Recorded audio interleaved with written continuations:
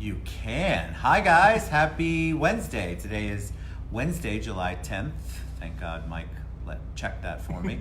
It's the TED Show. Super excited to have Mike Yabba Mike Yebba on the show. So let us know you can hear us and see us. We're doing it a little bit of a different time. I like the lighting in this room. Jennifer Holt's on. She's always a big supporter. Give us a heart. There's my wife. Hi, babe. Give us a heart or a thumbs up. Let us know you can hear us and see us. I like this room. Steve Bell's on. See how nice the lighting is? Yeah, it is. All natural, no mics. He's young, so he really looks good. I've had no makeup. All right, so welcome to the show. We've been trying to do this for a while. Yeah, we have a lot to talk about, and you have a lot going on. Yes. So tell me a little bit about you. Everybody wants to hear your origin story, a little bit about Mike, where you're from. You weren't born and now you're a real estate guru or do real tours. Tell us a little bit about you. Well, hello. My name is Mike Yebba. I am a Central Florida native, born in Orlando, raised in Orlando, went to school in Orlando, love Orlando. Lived here all my life. That's right, you're a Knight, right? Yes, go Knights. Go Knights. UCF. I'm a big UCF Knight. Watch every game. But just grew up in the area. I'm in love with it. I could never imagine my life anywhere else. I think we were actually just talking about that maybe 20 minutes ago, actually. We were. Yeah. Orlando is such a great place to live, and I just love living here. I went to, like I said, school in Winter Park and in Orlando. I've grown up in Oviedo and Sanford. I used to live in Sanford and work at Disney, which is a commute. Oh my gosh, that's insane. What did you do at Disney? I was friends with Aladdin. I was very good friends with Aladdin. That's all I can say. Oh, actually, I know what that means. Am I allowed to say it? No, you Look can't. for pictures. Look for pictures. There you go. I was also friends with Goofy and Tigger.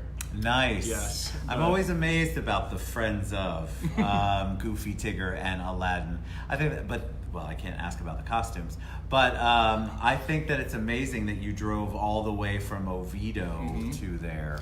Yeah, what got me through was audiobooks. I mean, because it's an hour and a half drive, but honestly, I love what I was doing. That's an insane drive. People don't believe me that Orlando is that big who aren't from here.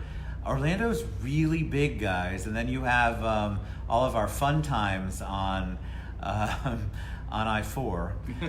So all of the construction that goes on, and you have a lot of challenges. All right, so what did you want to do? So working at Disney, was that a long-term plan?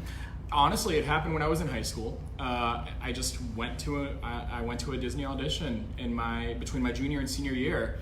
And a funny story, I was actually always obsessed with Aladdin as a child. I watched the movie. I think we went through a couple VHS tapes of Aladdin for sure. You were the child. I was giving my children those VHS tapes. But I always loved it, and so then. What intrigued you about that?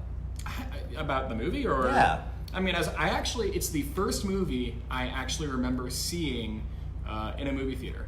I remember I remember so vividly. Like, my mom was to my left, my sister was to my right. My feet were like sticking out right in front of me in the movie theater chair, and it was just pure drama. That movie for sure, and it's a fun movie. It's Robin Williams.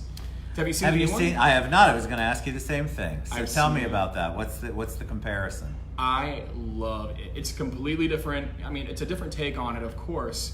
They keep a lot of the original aspects, which are very important, but they really build on some really great character development. And what I really like also, too, is that Jasmine's arc in the original is that she wants to be free and be, go do her own thing, not be royal. Whereas in this one, she takes a little bit more of a progressive approach, and she wants to actually be Sultan, which was very cool. Nice. Yeah. So is Jafar in that? Who plays Jafar? I don't know the actor's name, but there is Jafar. And how was Will Smith? Was fantastic, and I never would have guessed. I wasn't sure how I'd feel about that, because my kids grew up, which of course are your age. My kids grew up on Aladdin and all of those Disney movies from the Renaissance of Disney, which is Little Mermaid and Pocahontas and all of that. And I just remember watching that video over and over, and I remember loving automatic rewind when the thing went done and you didn't have to do anything with it. And so what did you want to do? Did you want to stay with Disney? Did you think there was career opportunities there? Because obviously we were talking about earlier, you're not born, go to school, because you were a music major. I wasn't a music major, actually. But you were in the music fraternity. I was in a music fraternity, yes. That's correct. And so what did you want to do? You know, when I started off my education, I really fell in love with, particularly in high school, is when I started to find out that I really loved the graphic arts and all that. So I had two frames of mind actually in high school, funny enough. There was one side of me that said I really want to do real estate. In high school? In high school, I kid you not. Why? Where did that come from? I remember watching shows with my mom and stuff, and she and my dad would both be like, you should really do real estate. You would be really good at real estate. And I was like, oh, thanks, but whatever. Supportive parents. Yeah, but it was in the back of my head, and there were other things that I also wanted to pursue, in addition to real estate. But it was funny. I had that idea in high school, and it took me 10 years after high school to actually jump into real estate. Why? And hi, Rusty. What's up, buddy? Why? What was the holdback? Especially if you have mom and dad going, you are a natural at this. Well, I mean, the thing with me in regards to real estate, I'm newer to the field, because it took, again, 10 years after high school. My dad is a building contractor, so I had been around the whole renovation thing. My mom and dad always teamed up together and did renovations, so I was very familiar with that kind of stuff and design and layout and all that. And obviously just watching shows like everybody does, HGTV and all that. And I did really enjoy it, and I loved watching all those episodes. But it was so funny after college. Immediately, I just jumped into sales, pharmaceutical sales at the time. And did you really? I did. Medical sales, not pharmaceutical. How does somebody from the music fraternity make a shift to pharmaceutical sales or sales of any kind? They're all long stories, but more or less every career that I've had prior to real estate, between college and real estate, more or less I'm a very blessed individual in that I had some great opportunities, and everything just kind of, an opportunity would come and it would fall into my lap, and it was like, okay, let's roll with this, let's see how it is. And I learned something great from each of those experiences, but still in the back of my head there was something that was nagging me, telling me this is not what you're supposed to be doing right now, you're supposed to be doing something else. Real estate was actually the first career move that I made that was entirely me. And then, so how did it go? You made 7 figures right out the gate. It was super easy. We were talking about this earlier, how people have this interesting preconceived notion about real estate agents or getting into the real estate field. Mm-hmm. And they think, oh my God, I'm immediately going to own a mansion, 2 yachts, couple of Sea-Doos. I don't know what else is going on in their world. And that's not how it is. What was another blessing is I was, in my last couple months of teaching, I was a high school teacher at one point. I forgot about that. What did you teach? I taught graphic design, photography, film, and yearbook. Yeah. What school? At first, I taught at Bishop Moore as kind of like I was a media center specialist. So I was kind of like a glorified librarian, as it were. But I also taught film in that at Bishop Moore in a club atmosphere. We used to go to international film festivals. So I got to see the kids after school, and we were able to just produce really great short films. And we were competing against, adults who had been in the film industry. That's really not cool. Students. Very cool. We were getting real world experience and winning. Also, was that your degree? Like, I need to backtrack on that. So, music fraternity, but were you you weren't a music major because you said that. What was your degree in? My degree was interdisciplinary studies. So with That's interdisciplinary, one of those younger people degrees. Well, what's really great about that is back in that time, I had the idea of wanting to do marketing, but when you go to school nowadays for marketing or public relations or graphic design, you get concentrated information and knowledge on that one particular aspect, but you're not getting a well-rounded grasp of what all goes into each of those fields. I agree. So when I go and study marketing or public relations, a lot of that, graphic design ties in a lot, and so does advertising with public relations. So by doing interdisciplinary, I was able to say, these are my career goals, this is what I want to do, and these are how these different, aspects from each of these disciplines can fuse together to create a career Right. that's really well-rounded and not so nitpicky specific. And it's so funny because everything between all the jobs that I've had and the education that I had at UCF, again, go Knights. It's so funny how life works and how everything has, in its own way, kind of gotten me to this point where I'm using everything that I learned in college, which not everybody can say, and the things from my past jobs, including teaching and medical sales and everything, into real estate, oddly enough. So the teaching part, my wife's a teacher, and I taught at UCF. You did? I did, many moons ago, before you were born, I'm sure.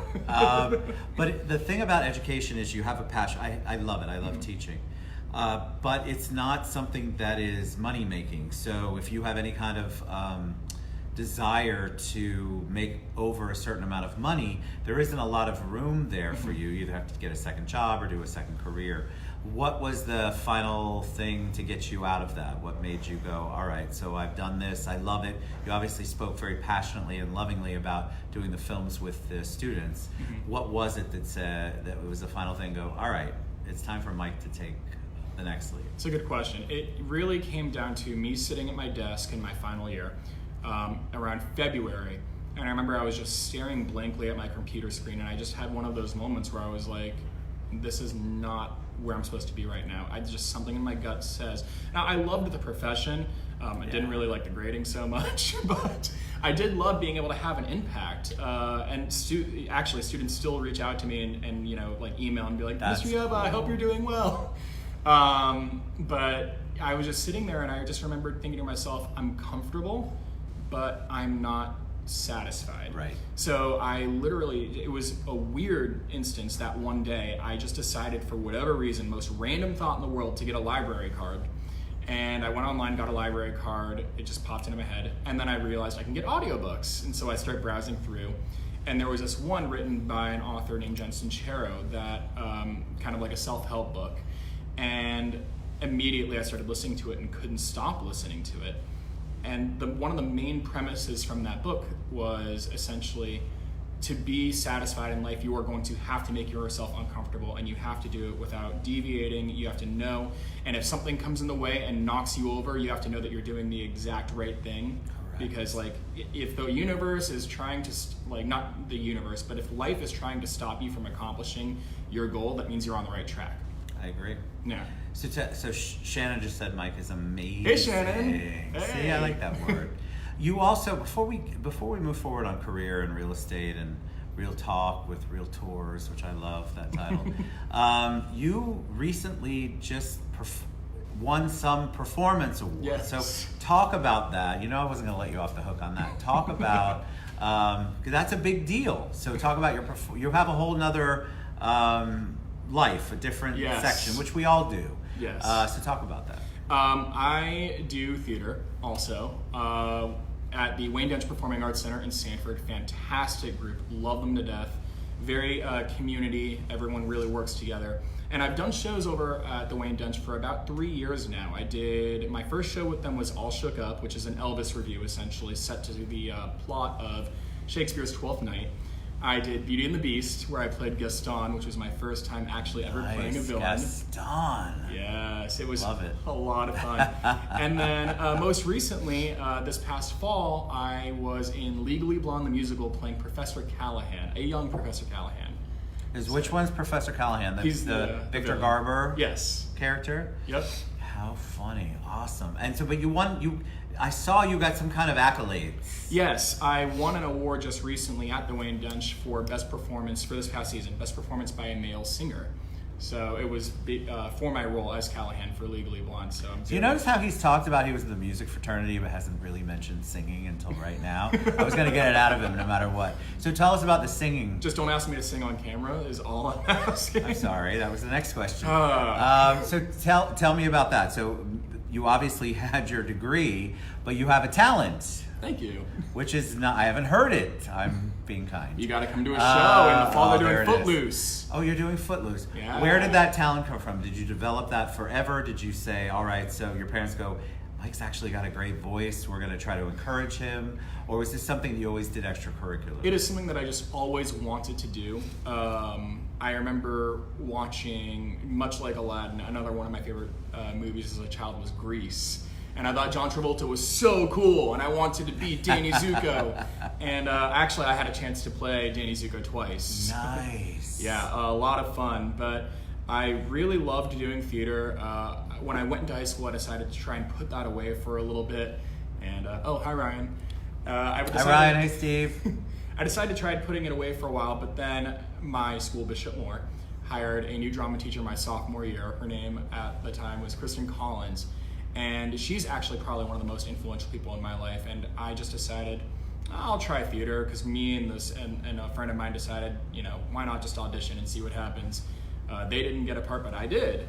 And it just kind of all of a sudden came back to me like, oh, I really like doing this. And I again tried putting it away in college to focus on my academics. And then as soon as college was done, I just jumped back into it and fell in love with it again. How do you balance the real estate business, what you're doing, and what he's talking about doing? This is a commitment. Yes. So it's a lot of a commitment. And that's outside of your regular things that pay your bills, keep the lights on, get you fed, have a cocktail. You have something that you have a passion for. Oh, and your health too. I mean, you have to cut out gym time, or just go to the gym even earlier. I have no problem cutting out gym time ever. And Mike. Cooking even. Like, you get home from rehearsal at 9 or 10 at night, and the last thing you want to do, I love to cook. I've been cooking since I was 4. It's one of my passions. In another life, I had to have been a chef. But the last thing you want to do after rehearsal is go home and make homemade pasta. So you just want to throw something in the microwave. Where did that passion come from? Cooking. My parents instilled it. You're for very me. creative. Yeah. So it's funny because a lot of times you don't find, I'm not knocking any of our industries because it's mortgage, real estate, insurance, whatever you're in. Our industries tend to be a little more on the salesy side, not necessarily the creative side. We're finding more and more people coming into it because creative is super important in our worlds. How do you balance that? How do you feed the creativity and yet still do the real estate side so that you can pay the bills and do the creative stuff? It's a hard balance. You just have to make sure that the biggest thing, especially with people who are trying to get into real estate, the first, not mistake, there's one thing to be a go-getter and to be actively pursuing your career. And then there's another to sleep with your phone next to your ear at 2 a.m. and if a client calls or a customer or buyer calls saying, oh yeah, I'll be there in 3 hours for a showing at 5 a.m. Like, there's a difference. Right. So I had to, after about 6 months of being that person, I got to a point where I said, I need to give myself that balance, otherwise I'm gonna go insane. Right. And at the end of the day, I mean, if I have to wait a half hour to call you back, I'm very vigilant and very I'm always on top of my stuff, of course, because my buyers are my buyers, and I've got to make sure that I'm giving them as much attention as possible. But I can finish dinner. And I think a lot of people don't give them. I think a lot of people don't give themselves permission to do that. So I think we have a lot of people who feel like if you don't answer immediately, if you don't respond to that text, that voicemail, that the sky is falling, it's all over, the people are going to hate me. And I love that you empower yourself to do that. I think all of us need to work better at that. You know what it is? I think is the best way to put it subconsciously is it is a lack mindset. If you have a lack mindset, you're more prone to being, yeah, I'll be there. And tell them, because it's lack versus abundance mindset is what it is. So describe to them what you think a lack mindset is. A lack mindset is the idea that there is not enough to go around and that you've got to constantly be striving and working and tiring yourself out to be successful, whereas an abundance mindset is that everything comes easily and freely. The business will come, it'll be there. And I think that is actually probably the best lesson that a new agent can learn, because when I started, the first bit of advice I got, which kind of is on that fine line of a lack mindset, was you're not going to make money for 6 to 8 months.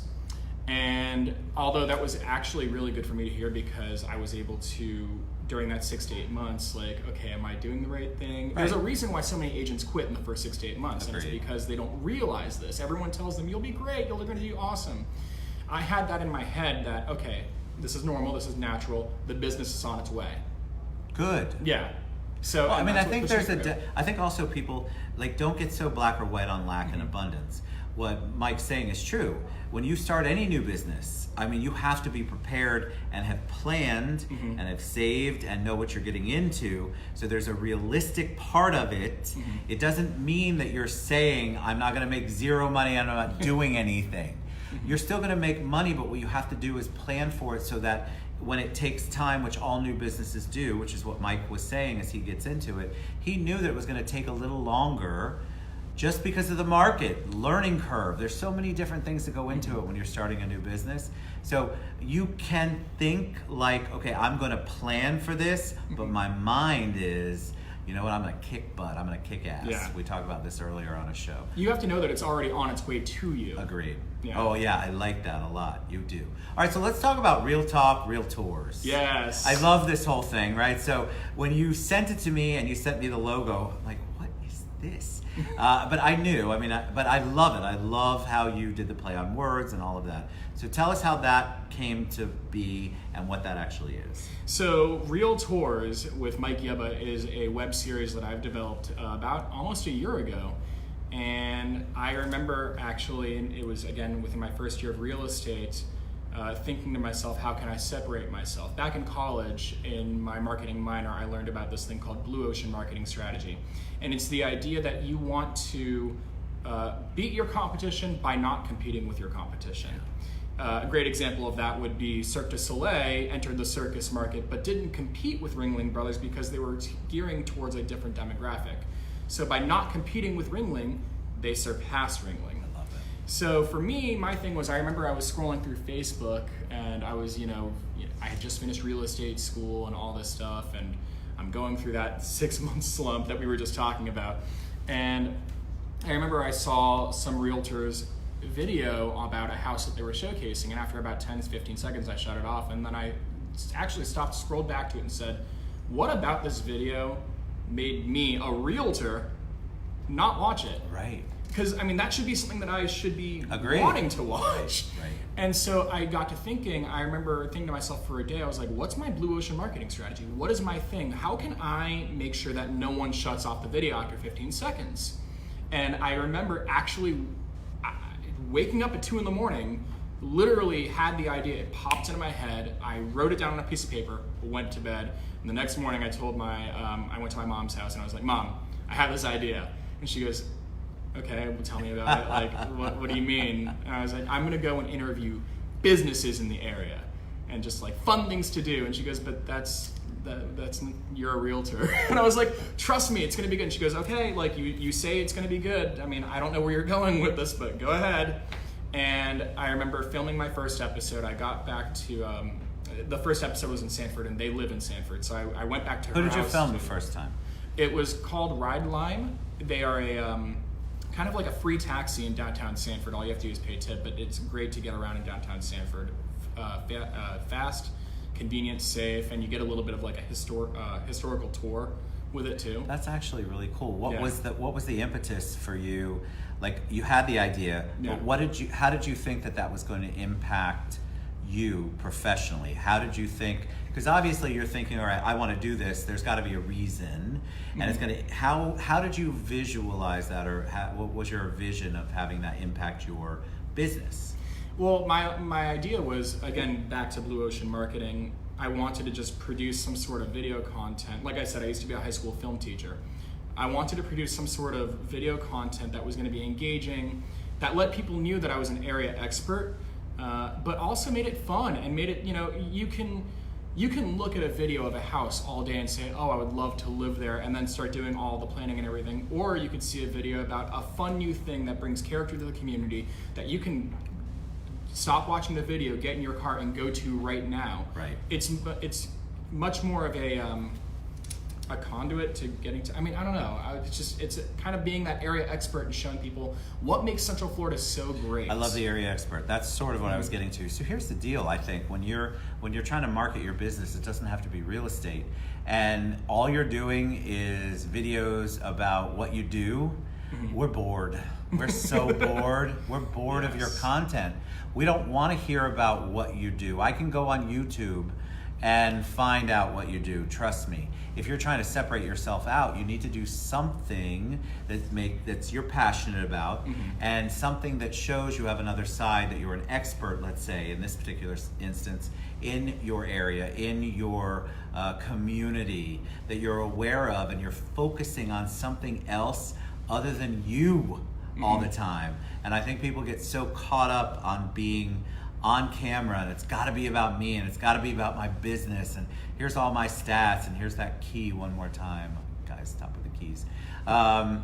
Please do something like he's talking about. This is something where you're getting out in the field. Wendy does it too. Wendy Stewart, a friend of mine, she does Wendy in the Cloud. She does it all in St. Cloud. That's her area, that's her place, that's where she grew up, and she focuses on businesses. How awesome is that, to be the person that you know as somebody who knows the businesses? Well, when you go to real estate in Sanford or that area out there, who else are you going to think of when you've seen 10 shows that Mike's done on businesses in and around that community? And the goal is to not just specifically do Sanford. I'm personally passionate about Sanford, being that I moved there when I was 14, and I've really seen how much it's seriously grown. In the past 5 years alone, 10 years, it's an awesome place to be. And if you haven't been to Sanford lately, you're missing out. It's honestly Central Florida's best kept secret. But I want to start really, branching out into the greater Orlando area, into Longwood, Maitland, and finding out what things really make our community so great. I love that. All right, so does Real Tours, Tours, by the way, does it have its own page? It's all my videos are currently linked. I'm still trying to figure out what I should do in regards to this. Trust me, I'm there. I understand. It's a big thing you're trying to figure out. Yes. Right now, all of the videos are Facebook videos on Mike Yebba Realtor on Facebook. I tagged it. I know. Yeah. Yeah, it's difficult. I've got a YouTube channel, but YouTube's a great place to store things because it's a super easy link. That's what I found. Do I necessarily love that platform when I'm not engaging on it more? No. And so this is why we're not social media experts, but we're dabbling in it. We're trying to figure out what works best for us. And I think that's what a lot of people make the mistake. Well, I don't know it, so I'm not going to do it. If you're not doing it, you are missing out, kids. I feel like that when you go from YouTube to Facebook, it doesn't show as much as it could. Like when you post a video to Facebook, that video is much more clickable, if that makes any sense. Yes, it shows totally. better, the quality is better, you get the analytics. And then the other fear too was, okay, well, if I do YouTube, which I do need to do, I need to do a YouTube. But if you do YouTube and Facebook, then you're splitting the views, the view counts essentially, and not getting as strong of a presence in terms of the algorithms. So for now, I decided, you know what, let me just get the ball rolling. I would agree with you. I think, and Myra says Mike will grow far in this field, no doubt. Thank you. I think that it's important to have your Facebook presence. That's where I still do all of my videos. I love it as a library. That's what I use YouTube for. It's a super easy thing to click. Oh, hi, Mom. Hi, Mom. Way to go, Yebba. Hi, Mom. It's a super easy place to just guide people to. Yeah. Because as you know, you do other posts in between on Facebook, and it can be a challenge to go look at my video. Well, if it was 3 weeks ago and you've done a lot of posts in the 3 weeks, to try to direct somebody to your page can be a pain. Yeah. YouTube's super nice because it just organizes them. It's real nice. And so if you go look at video 2, you can go look at video 2. Exactly. So I still haven't figured it out though. I don't have the answers either, but what we're talking about is trying. We're trying to figure out how to do better with our businesses. So all right. If anyone out there is a social media expert, call us. Listen, and I can pay you in booze and food. I can pay you in fresh pasta. I make pasta There every it is, Sunday. fresh so. pasta. There it is. I want that too. Yes. All right, so we're going to share all of Mike's contact information. How are you going to reach out to him? Don't you want to talk about real tours and talk about his, look, he can sing for you. Maybe he can sing and make dinner. That would be a great donation for a charity. Think about that. And in all seriousness too, I'm always looking for other businesses and fun things to do that highlight the community for, new episodes. So if anyone out there has any ideas, please let me know. I mean, that's my mantra 24/7, so if you need to reach me, you know how to do it. All right, so we've changed up our question at the end a little bit. Instead of asking you any parting words of wisdom, what we really want to focus on is mentors and gratitude. So share with me somebody who impacted you in your life. It could be early on, it could be recently, somebody who changed the trajectory of your life, somebody who you think of immediately. I always tell people, think of the first person who comes to mind. And then if you want to go with that, great. But normally we have multiple people and we don't talk about that enough. So tell us. Okay, well, obviously obviously I have to say my parents. And it's not that I have to, but honestly, they've shaped me into the person Mom's I am. on, you better. And mom's on, so I've got to say it. My dad has taught me to be the man that I am, and he is the man I aspire to be. So he will always be there. But if you're looking for someone who I'm not related to, who is definitely a mentor, without a doubt, the first person that comes to my mind is my high school drama teacher. She was the first one outside of my father and my mother, of course, to really instill in her students much more than the subject matter. It was much more about how to live life, how to be a professional, not just in theater, but just in life, to being timely, being prompt, being ready to go. If you're 5 minutes, or if you're on time, you're 5 minutes late, and everything. Amen to that. Yeah. And even to this day, I still talk to her and ask her for advice on. And what's her name? Things. Kristen Willanen. Yeah, she's awesome. Kristen, see, you got to get shout out, people. You got to speak that gratitude. Yes. You're always a joy to have spend time with. I'm so happy that you're on the show. Thank you so much. We're also going to do another show with Mike coming up out in Sanford. Ted Bogart's going to drive to Sanford. That should be interesting. Very excited about that. You can tell them where we're going to do a show. We are going to do a show at the old jailhouse in Sanford. And I'm not being incarcerated, people. It's a beautiful restaurant bar that's been converted from the old jailhouse in Sanford, basically. Built in 1914, was Amazing. The jail till the 1950s. So we're going to head out there in the next couple of weeks. Super excited for that. Appreciate you, brother. Of course, Such I appreciate a great you. guy. So reach out to Mike.